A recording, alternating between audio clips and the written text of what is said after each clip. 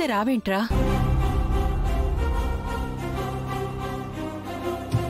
నాన్న గగన్. అమ్మా, మీరెప్పుడొచ్చారు?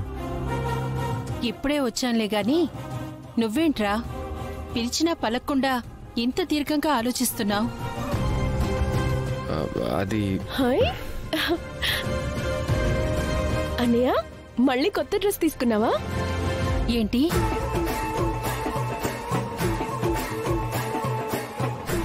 ఏంట్రా నువ్వు కూడా ఆ శరశ్చంద్ర వేసుకునే ప్యాటర్న్ లో డ్రెస్ తీసుకున్నావు? అమ్మా, ఇది నేను తీసుకున్నది కాదు.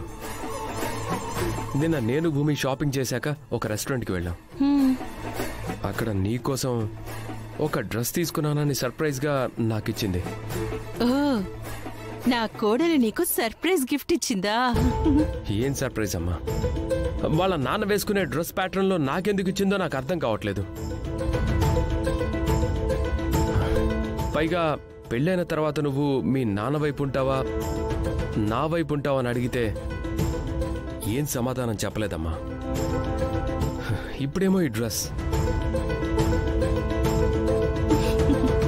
అరే గగన్, చూడరా నా కోడలు ఎంత తెలివైందో. నీకు తన తెలివితేటలు ఈ డ్రెస్ లో ఏం కనిపించాయమ్మా? ఇంకా నీకు అర్థం కావడం లేదారా?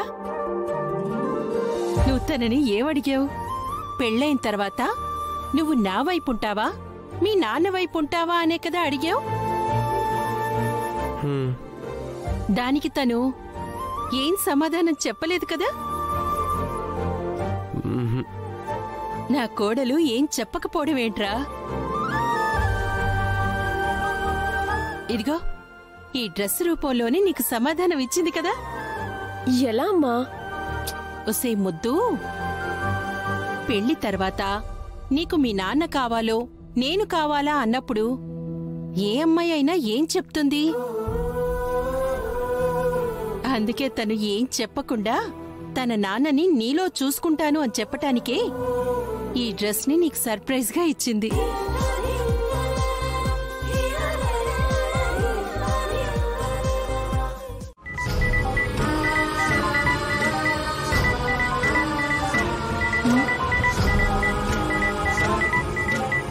హలో హలో సిరి, హలో.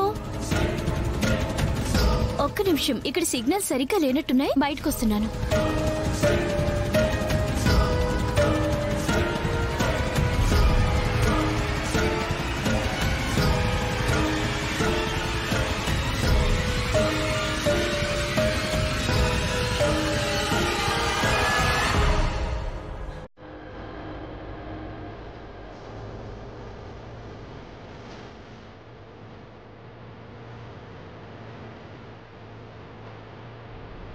నాన్న మా పెళ్లిని యాక్సెప్ట్ చేస్తారు. ఎందుకు యాక్సెప్ట్ చేస్తారో తెలుసా? అసలు మా అమ్మ చనిపోవడానికి వెనక కారణం ఏంటో, ఏం జరిగిందో తెలిస్తే నాన్న మనసులో ఉన్న చిక్కుముళ్ళన్నీ విడిపోతాయి.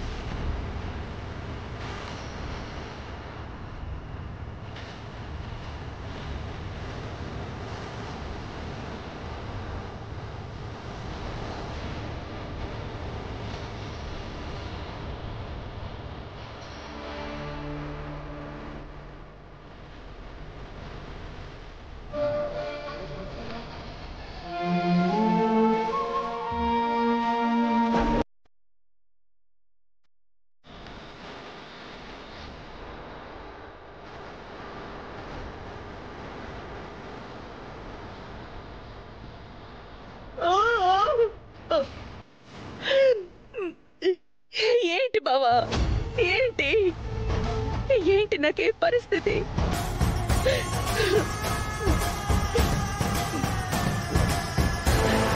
కోసం నీ ప్రేమ కోసం నేనెంతకైనా తెగించాలి అనుకున్నాను బావా. తెగించాను కూడా.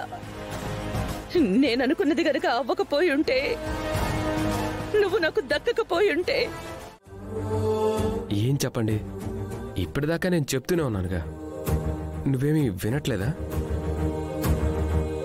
అదేం లేదు, వింటున్నాను. అదే ఈ రూమ్లో మన మధ్య జ్ఞాపకాల గురించి మీరు మాట్లాడుతున్నారు. లేదు లేదు, నువ్వేదో ఆలోచిస్తున్నావు. అదేంటో నాకు చెప్పు.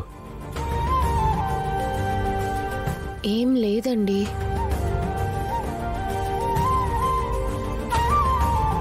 ప్రేమించుకుంటున్నా, పెళ్లి కూడా చేసుకోబోతున్నా. మనసులో ఏ ఉన్నా మన మధ్య సీక్రెట్స్ ఉండకూడదు, షేర్ చేసుకోవాలి. Tell me.